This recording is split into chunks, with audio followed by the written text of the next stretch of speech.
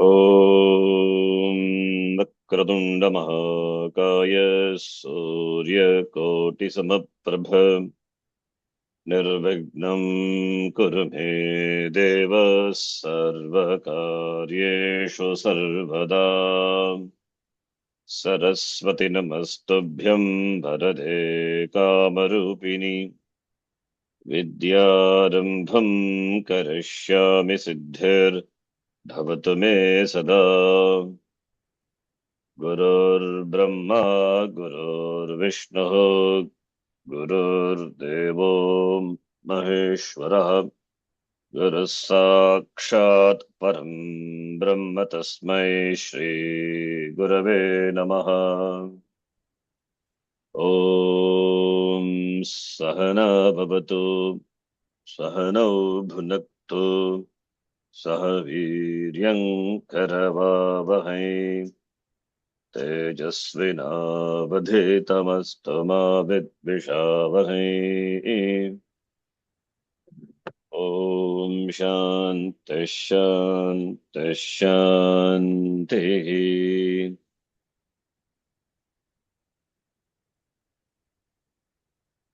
So 4 people are there. So Geeta ji first, followed by Arvind ji, then Krishna, Swami ji, then Kiran ji finally. So if others join, then they will chant later. Okay. Shri Devyatharvashirsham Om Sarve Vai Deva Devi Bhupaptastuhu Kasitvam Mahadevi Ti. ओम श्री देव्यथर्वशीर्षम् ओम सर्वे वै देवा देवीम् उपतस्तुतु कासित्वं महादेवीति। ओम श्रीदेव्यथर्वशीर्षम् ओम सर्वे वै देवा देवीमुपस्तथुः कासित्वं महादेवीति।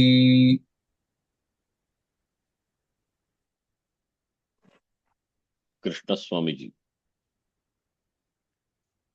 make this in mute.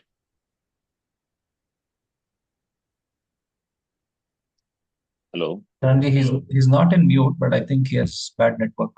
Am I audible now? Yes, now. Yes. Okay. Yeah. Now I'm using headset actually. That's the problem, I think. Om Shri Devyatharvashirsham Om Sarve Vai Deva Devi Mupatasthuh Kasitvam Mahadeviti. ओम श्री देव्यथर्वशीर्षम् ओम सर्वे वै देवा देवीमुपतस्थुः काशीत्वं महादेवीति। Kasi, not Kashi. Kashi Yeah. Katvam Asi. Who are you? Mahadevi iti. Kasitvam Mahadevi iti. काशीत्वं महादेवीति। Sarve Devaha Devim Upattastuhu. Upattastuhu is Litlakara. Upa Samipe Stitva Gatva Upattastuhu. They went near, approached Devi. Kasi Katvam Devi iti. Prishtavantaha. Iti they asked. Then the Devi replied. Anyway, I'm not going to tell the meaning. I just Upattastuhu Kasitvam. Sa Bravit Aham Brahmaswarupini Matta. Okay, I think this is enough. Please chant. सा ब्रवीद अहं ब्रह्मस्वरूपिणी। सा ब्रवीद अहं ब्रह्मस्वरूपिणी।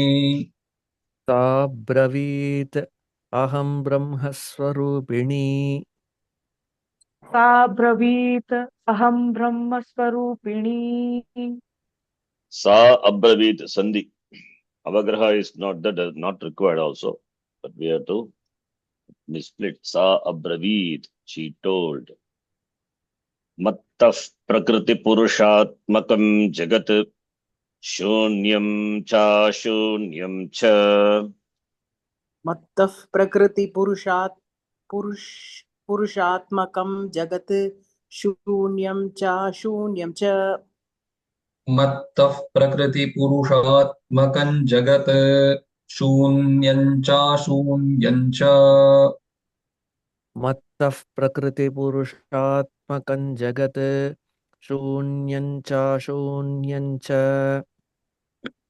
मत्तः प्रकृतिपुरुषात्मकं जगत् शून्यं चाशून्यं च सा ब्रवीत् अहं ब्रह्मस्वरूपिणी मत्तः प्रकृतिपुरुषात्मकं जगत् शून्यं चाशून्यं च सा ब्रवीत् अहं ब्रह्मस्वरूपिणी मत्तः प्रकृतिपुरुषात्मकं जगत् शून्यं च शून्यं च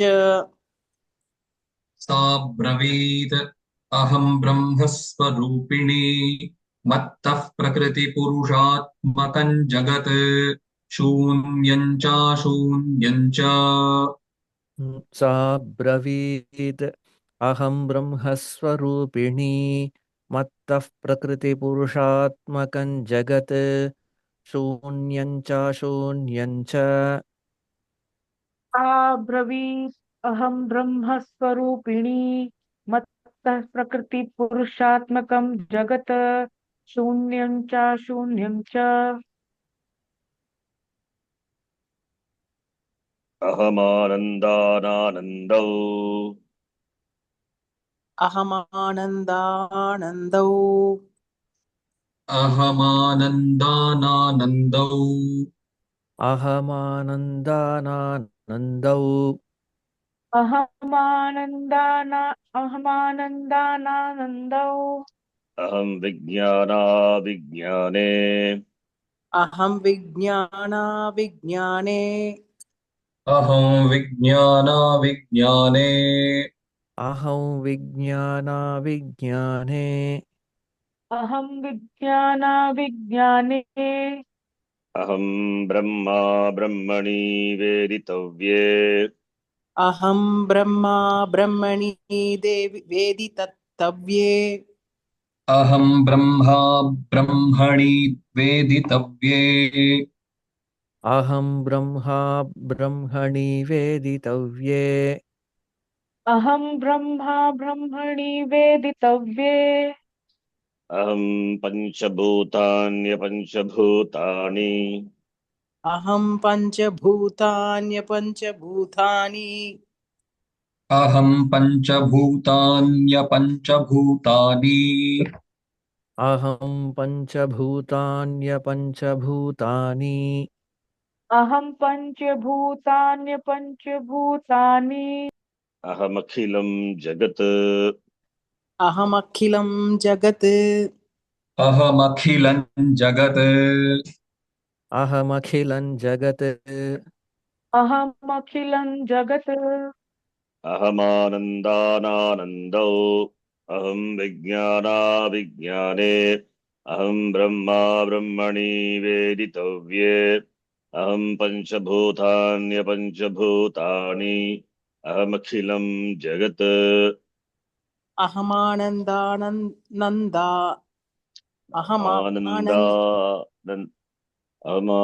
अहमानन्दानानन्दौ आनन्द अहमान् आनन्द अहमानन्दानानन्दौ अहं विज्ञानाविज्ञाने अहं ब्रह्मा ब्रह्मणि वेदितव्ये अहं पञ्चभूतान्यपञ्चभूतानि अहमखिलं जगत् अहमानन्दानानन्दौ अहं विज्ञानाविज्ञाने अहं ब्रह्मा ब्रह्मणि वेदितव्ये अहं पञ्चभूतान्यपञ्चभूतानि अहमखिलं जगत् अहमानन्दानानन्दौ अहं विज्ञानाविज्ञाने अहं ब्रह्मा ब्रह्मणि वेदितव्ये अहं पञ्चभूतान्यपञ्चभूतानि अहमखिलं जगत् अहमानन्दानानन्दौ अहं विज्ञानाविज्ञाने अहं ब्रह्मा ब्रह्मणि वेदितव्ये अहं पञ्चभूतान्यपञ्चभूतानि अहमखिलं जगत्. Charanji, Oh, here, yes. I mean, the Devi is basically saying, I'm aham vijnanam avijnanam aham Everything. Yes. opposites, no? Yes. Everything is Bhagavan, right? Bhagavati. Right. Jnanam also she is, Ajnanam also she is. Ajnanam cannot sustain without blessed by her also. So everything is her. Vidya, Avidya. That's what she says next line. Even the Then Anandam and Anananda. Ananda, Anananda. Yes. Samsara also she is. Samsara is it there relative? It's there. In the probe it is not there. But experientially, Vyavaharika Drishtya, Anananda is there. So Anandaha, Ananandaha, both are me. Right? Right. If Right. if you exclude one, then that becomes that limits the other. Therefore, that will cause limitation. All the pairs of opposites, dvandvas are she alone, right? Brahma, Abrahma, Atma, Anatma. Atma is she, Anatma also. Anatma, really speaking, not there. That is why we negate. First we do the Viveka of Atma, Anatma, Viveka. Then Anatma is Mithya. Mithya means that doesn't exist. It has relative existence. That is her Shakti. That also finally dissolves into Brahma Eva, Atma, Atmani Eva. So Atma Eva Idam Sarvam finally. So start saying from the relative standpoint. From the Paramarthika also, what is there is me. From the Vyavaharika also, what is there, that is also me. Both are me. Right? And that's why Puja Swamiji said all that is here is Ishvara. Everything is Ishvara. Where is Samsara? Samsara is there from the Vyavaharika standpoint. I mean, Samsara is from the standpoint of Ajnani. So that is Jiva Srishtam. Samsara is Jiva Srishtam. Jagat is Ishvara Srishtam that doesn't cause Samsara. Samsara is created by Jiva. The two types of Jagat in Panchadashi Kara says, two types of Jagat, Dvaitam. Jiva Srishta Dvaitam, Ishvara Srishtam Dvaitam. Ishvara Srishtam Dvaitam cannot be the cause for Bandha Hetuhu. Jiva Srishta Dvaitam alone is the cause for Bandha Hetuhu. That is because of Avidya, that is because of Ajnanam. That is why Ajnana Nivrittihi, Nivrittiya Ajnanam, that Jnanam is Mokshaha iti. But that is also created by Maya Shakti, Ishwari alone. That is why she says both are me. Right? Beautiful. Thank you. Vedoham Avedoham. वेदोऽहमवेदोऽहम् Vedoham वेदोऽहमवेदोऽहम् वेदोऽहमवेदोऽहम् Vidyaham Avidyaham. विद्याहमविद्याहम् Vidyaham Vidyaham विद्याहमविद्याहम् विद्याहमविद्याहम् Ajaham Anajaham. अजाहमनजाहम् Ajaham Anajaham अजाहमनजाहम् अजाहमनजाहम् Adhaschordham Chatiryakchaham. अधश्चोर्ध्वं च तिर्यक्चाहम् Adhaschordhvam Chatiryakchaham अधश्चोर्ध्वम् च तिर्यक्चाहम् अधश्चोर्ध्वं च तिर्यक्चाहम् Vedoham Avedoham. Vidyaham Avidyaham. Ajaham Anajaham. Adhaschordham Chatiryakchaham.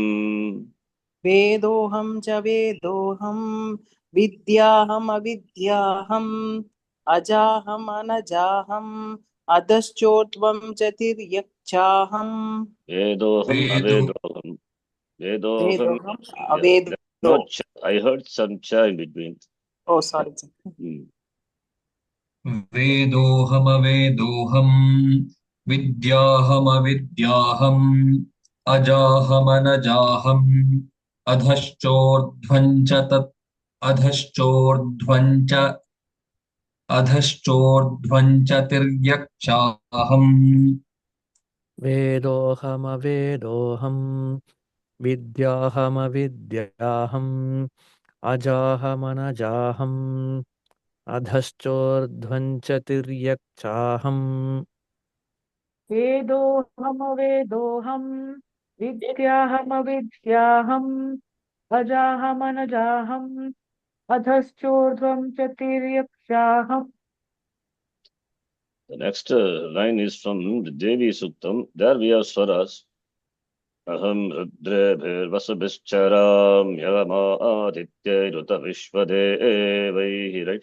But here we don't have that. So just we will chant as it is.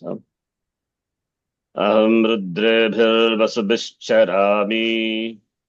अहं रुद्रेभिर्वसुभिश्चरामि अहम् रुद्रेभिर्वसुभिश्चरामि अहं रुद्रेभिर्वसुभिश्चरामि अहं रुद्रेभिर्वसुभिश्चरामि. Vasubhischara. Rudrebhihi Vasubhihi Charami. Chant again. अहं रुद्रेभिः वसुभिः चरामि. Rudrebhir Vasubhischarami. That is better. Then chant Rudrebhihi also. But still. अहं रुद्रेभिर्वसुभिश्चरामि. Ahamadityeruta Vishvadevaihi. अहमादित्यैरुक्तवे विश्वदेवैः Ahamadityaihi uta. Ahamadityeruta Vishvadevaihi. अहमादित्यैरुत विश्ववेदैः Devaihi, not Vedaihi. देवैः सारी अहमादित्यैरुत विश्वदेवैः अहमादित्यैरुत विश्वदेवैः अहमादित्यैरुत विश्वदेवैः. Aham mitra varuna vubhau bibharmi. अहं मित्रावरुणावुभौ बिभर्मि अहम् मित्रावरुणावुभौ बिभर्मि अहं मित्रावरुणावुभौ बिभर्मि Yeah. अहं मित्रावरुणावुभौ बिभर्मि. Bibharmi bhrudatu. I sustain. Mitrau, mitra, mitra arunau, mitra varunau, mitrau arunau. Ahamindragni ahamashvina vubhau. अहमिन्द्राग्नि अहं Shivna Ahamashvin. Ashvina vubhau, not Shiva. अहम् अश्विनावुभौ अहमिन्द्राग्नी अहमश्विनावुभौ अहमिन्द्राग्नि अहमश्विनावुभौ अहमिन्द्राग्नि अहम् अश्विनावुभौ. Aham rudrebhirvasubhischarami. Ahamadityeruta vishvadevaihi. Aham mitra varuna vubhau bibharmi. Ahamindragni ahamashvina vubhau. अहं रुद्रेभिर्वसुभिश्चरामि अहमादित्यैरुत विश्वदेवैः अहं मित्रावरुणावुभौ बिभर्मि अहमिन्द्राग्नि अहमश्विनावुभौ Ahamindragni. अहमिन्द्राग्नि अहं विश्वनावुभौ No, not Vish. Aham Ashvina vubhau. Aham Ashvina. अहमिन्द्राग्नि अहम् अश्विनावुभौ अहं रुद्रेभिर्वसुभिश्चरामि अहमादित्यैरुत विश्वदेवैः अहं मित्रावरुणावुभौ बिभर्मि अहमिन्द्राग्नी अहमश्विनावुभौ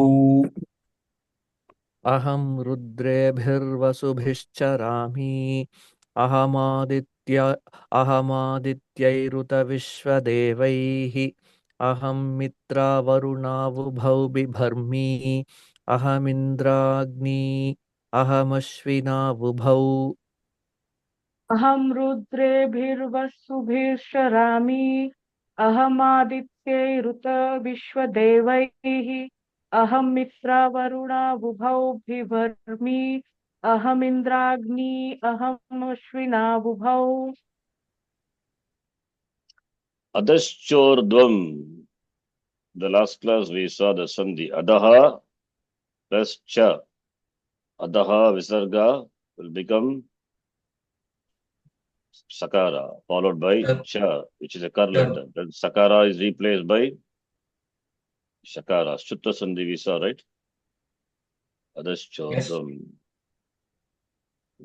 In Gurukulam also, now here also I am teaching this sandhi for one class. The whole night the sandhi only goes in my mind, even in my dream. I'm not able to sleep at all. The midnight 1 o'clock I got up. Hey, come on, this sandhi is troubling me because I've been teaching 4 classes a day here, in addition to my online classes. Online classes for you also I'm teaching the same thing. And here also Visarga, room preceded by, followed by her, room preceded by, followed by her, room preceded by Avarna, followed by Ashtata, Yakara Desha. Same thing. And Shutta sandhi again same thing. The whole night this alone goes in my mind. I'm not able to sleep. My sleep is terribly disturbed. 1 o'clock at midnight I got up and hey, come on, what is this? I took water and then slept. I was telling even in Uh. my dream, once in my dream you were walking and I'm behind you and you're asking me the same. So Luckily I got up soon. I think even in next Janma I won't be able to forget because I have done enough of this sandhi and this thing. Babre. Aham somam tvashtaram poshanam bhagan dadhami. अहं सोऽहं Not तष्टारं soham, somam. अहं सोमं तष्टारं पूषणं Tvashtaram, tvashtr. अहं सोमं त्वष्टारं पूषणं भगं दधामि अहं सोमं त्वष्टारं पूषणं भगं दधामि अहं सोमं त्वष्टारं पूषणं भगं दधामि अहं सोमं त्वष्टारं पूषणं भगं दधामि Aham Vishnumurukkramam Brahmanamuta Prajapatin Dadhami. अहं विष्णुम् उरुक्रमं ब्रह्माणमुत प्रजापतिं दधामि अहं विष्णुमुरुक्रमं ब्रह्माणमुत प्रजापतिं दधामि अहं विष्णुमुरुक्रमं ब्रह्माणमुत प्रजापतिं दधामि अहं विष्णुमुरुक्रमं ब्रह्माणमुत प्रजापतिं दधामि Aham somam tashtaram poshanam bhagan dadhami. Aham Vishnumurukkramam Brahmanamuta Prajapatin Dadhami. अहं सोमं त्वष्टारं पूषणं भगं दधामि अहं विष्णुम् उरुक्रमं ब्रह्माणमुत प्रजापतिं दधामि अहं सोमं त्वष्टारं पूषणं भगं दधामि अहं विष्णुमुरुक्रमं ब्रह्माणमुत प्रजापतिं दधामि Sharanji, I am here. Okay.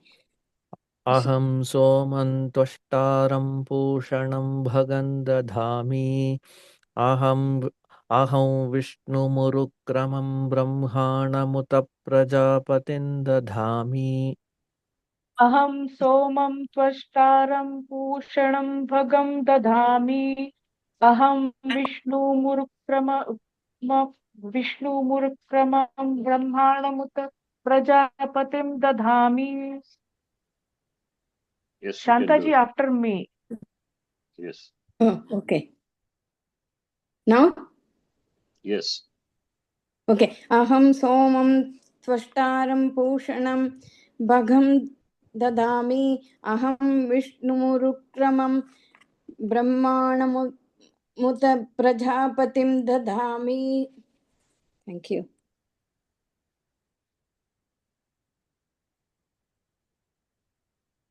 Urukrama means, I think you know. Urukrama comes in Shanno Mitra, right? Shanno Mitra Shambrunaha, Shanno Bhavatparyama, Shannagindra Brihaspatihi, Shanno Vishnu Vishnum, Urukrama. Bhavana, Urukrama is. Urukrama is Bhavana. Vamanavatar, Vamana. Vamana, Urukrama. अहं दधामि द्रविणम् अविष्मते सुप्राव्ये यजमानाय सुन्वते अहं दधामि द्रविणं हविष्मते सुप्राव्ये यजमानाय सुवन्ते तुन्वते अहं दधामि द्रविणं हविष्मते सुप्राव्ये यजमानाय सुन्वते अहं दधामि द्रविणं हविष्मते सुप्राव्ये यजमानाय सुन्वते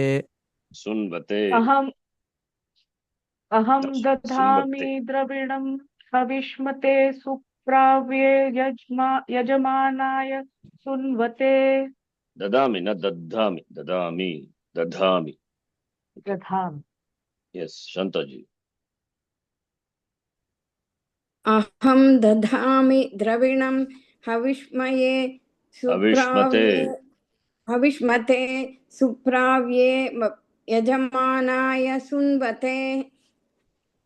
अहं राष्ट्री संगमनी वसूनां चिकितुषी प्रथमा यज्ञियाणाम् अहं राष्ट्री संगमणि वसूनां चिकितुषी प्रथमा यज्ञियाणाम्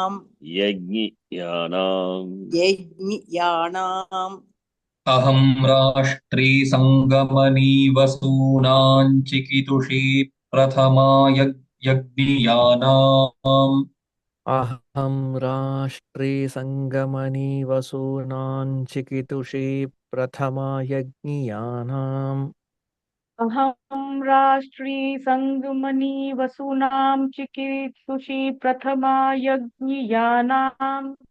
Aham राष्ट्री संगमनि वसूनां चिकितुषी प्रथमा यज्ञियानाम्. अहं सुबे पितरमस्य मूर्धन्मम योनिरप्स्वस्वन्तः समुद्रे. If it is difficult, we can pause. You want to pause? Yes, ji. अहं सुबे पितरमस्य मूर्धन्. अहं सुवे पितरमस्य मूर्धन्. अहं सुवे पितरमस्य मूर्धन्. अहं सुवे पितरमस्य मूर्धन्. अहं सुवे पितरमस्य मूर्धन्. अहं सुवे पितरमस्य मूर्धन्. मम योनिरप्स्वन्तः समुद्रे. मम योनिरप्स्वन्तः समुद्रे. रप्स्वन्तः समुद्रे. मम योनिरप्स्वन्तः मम योनिरप्स्वन्तः समुद्रे. मम योनिरप्स्वन्तः समुद्रे. रप्स्वन्तः मम यो समुद्रे. nirapsvanta. Mama yoni. Shall we, Yes. can we split that? Mama yoni rapsva antas samudre. Why not? Mama yonihi apsvantas samudre. But the splitting, Mama if you do in between, that would not look good. Mama yoni rapsvantas. Practice, it will come. We can do it also. Mama yonihi apsvantas samudre. Why not? Mama yonihi apsvanta samudre. Now, why I asked is because in Devi Suktam, it's Yeah, yeah. split only like that. Yes, we can split. Mama yonihi apsu antaha samudre. Mama yoni rapsva antas samudre. Aham suve pitaramasya murdhan mama yonirapsvantas samudre. Mama yonirapsvantas samudre. मम योनिरप्स्वन्तः समुद्रे. Yevam veda Full we have not sadaivim. done. Oh, sorry. Aham suve pitaramasya murdhan mama yonirapsvantas samudre. Aham sube pitaramasya murdan mama yoni apasvanta Not samudre. apasvanta. Mama yonirapsu. Mama yonihi apsu antaha samudre. Mama yonihi apsvantas samudre. You can chant like that. Mama yonihi apsvanta samudre. Aham suve pitaramasya murdhan mama yonirapsvantas samudre. Aham suve pitaramasya murdhan mama yonirapsvantas samudre. Aham suve pitaramasya murdhan mama yonirapsvantas samudre. अहं सुवे पितरमस्य मूर्धन् मम योनिः अप्स्वन्तः समुद्रे. In Devi Suktam, I think we chant like this. Mama yonirapsva antas samudre. Right? Aham suve pitaramasya murdhan mama yonirapsva antas samudre. But chanting there, it is fine. But split sandhi, really speaking, it is mayonihi apsu, then antaha yan sandhi. But chanting there, it is okay. That you cannot, don't have anything to say about that. Mamayoni rapsva antas samudre, but here it is mamayoni raps. Mayonihi apsu antaha, you have to chant it. Say like that. Yes. Yayebam veda sadaivim sampadamapnoti. Yayevam veda sadevim sampadamapnoti. Ya evam veda sadaivim sampadamapnoti. Ya evam veda sadaivim sampadamapnoti. Ya evam veda sadaivim sampadamapnoti. य एवं वेद सदैवीं सम्पदमाप्नोति. Aham dadhami dravinam avishmate supravye yajamana sunvate. Aham rashtri sangamani vasonan chikitushi pratama yajnyanam. Aham suve pitaramasya murdhan mama yonirapsvantas samudre.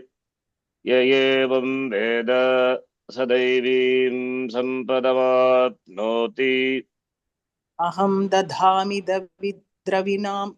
Aham dadami dravinam havishmate supravye yajamanaya sunbate. Aham rashri sangamani vasunam chikitushi pratama yajniyanam. Aham suve pitaramasya murdan mama yonir apsvanta samudre. Ya evam veda sa daivim sampadamapnoti. Yonihi Aham dad to say. Otherwise, Yonihi apsvanta. apsvanta. Not yoni, then apsvanta. That's not correct. Okay. Yeah. aham dadhami dravinam havishmate सुप्राव्ये यजमानाय सुन्वते अहं राष्ट्री संगमनी वसूनां चिकितुषी प्रथमा यज्ञियानाम् अहं सुवे पितरमस्य मूर्धन्मम योनिरप्स्वन्तः समुद्रे य एवं वेद स दैवीं सम्पदमाप्नोति अहं दधामि द्रविणं हविष्मते सुप्राव्ये यजमानाय सुन्वते अहम् अहं राष्ट्री संगमनी वसूनां चिकितुषी प्रथमा यज्ञियानाम् अहं सुवे पितरमस्य मूर्धन्मम योनिरप्स्वन्तः समुद्रे य एवं वेद स दैवीं सम्पदमाप्नोति अहं दधामि द्रविणं हविष्मते सुप्राव्ये यजमानाय सुन्वते अहं राष्ट्री संगमनी वसूनां चिकितुषी प्रथमा यज्ञियानाम् अहं सुवे पितरमस्य मूर्धन्मम योनिरप्स्वन्तः समुद्रे यद् एवं वेद स देवीं सम्पदमाप्नोति Vasunam. Not अहं Vasunam. Vasu. दधामि द्रविणं हविष्मये सुप्राव्ये Avishmate. Slowly. हविष्मते सुप्राव्ये यजमानाय सुन्वते अहं राष्ट्री संगमनि वसूनां चिकितुषी प्रथमा यज्ञियानाम् अहं सुवे पितरमस्य मूर्धन् मम योनिः अप्स्वन्तः समुद्रे य एवं वेद स दैवीं सम्पदमाप्नोति. Slowly you do. Right. You don't have to do fast. Te deva abruvan namo devyai mahadevyai shivayai satatam namaha. ते देवा अब्रुवन् नमो देव्यै महादेव्यै शिवायै सततं नमः. ते देवा अब्रुवन् नमो देव्यै महादेव्यै शिवायै सततं नमः ते देवा अब्रुवन् नमो देव्यै महादेव्यै शिवायै सततं नमः. Te deva abruvan. No pause. Otherwise, te deva ha abruvan. If you pause. Okay. ये देवा अब्रुवन् नमो देव्यै महादेव्यै शिवायै सततं नमः. ते देवा अब्रुवन् नमो देव्यै महादेव्यै शिवायै सततं नमः. नमः प्रकृत्यै भद्रायै नियताः प्रणतास्मताम्. नमः प्रकृत्यै भद्रायै नियताः प्रणताः स्वताम्. नमः प्रकृत्यै भद्रायै नियताः प्रणतास्मताम्. नमः प्रकृत्यै भद्रायै नियताः प्रणतास्मताम्. नमः प्रकृत्यै भद्रायै नियताः प्रणताः स्मताम्. नमः प्रकृत्यै भद्रायै नियताः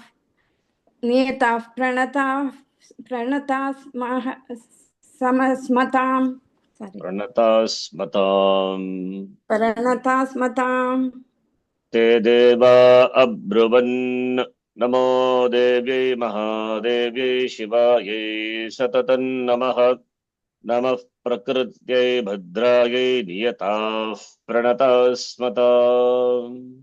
ते देवा अब्रुवन् नमो देव्यै महादेव्यै शिवायै सततं नमः.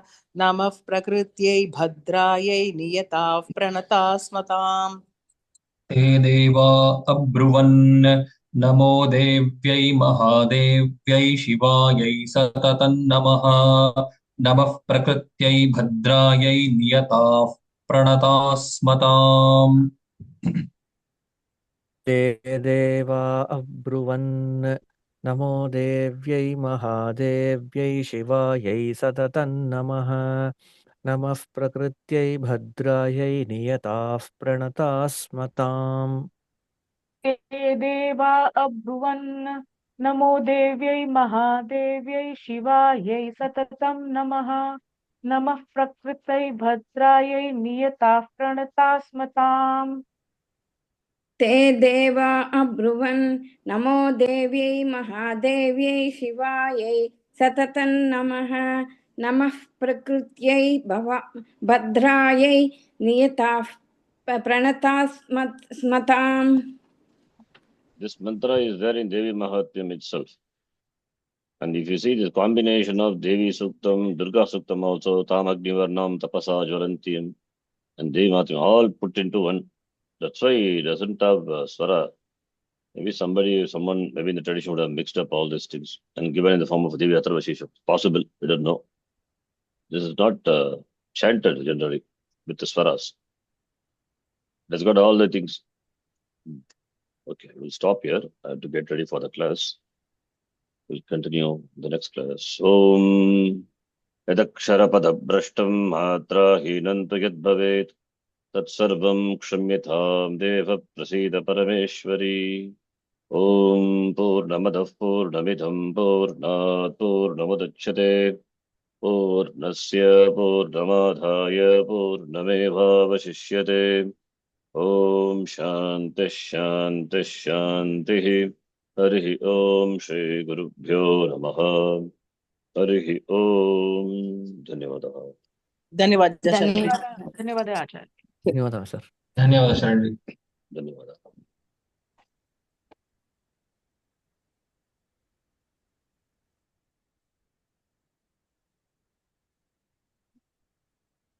Sandhi Samadhi, yes.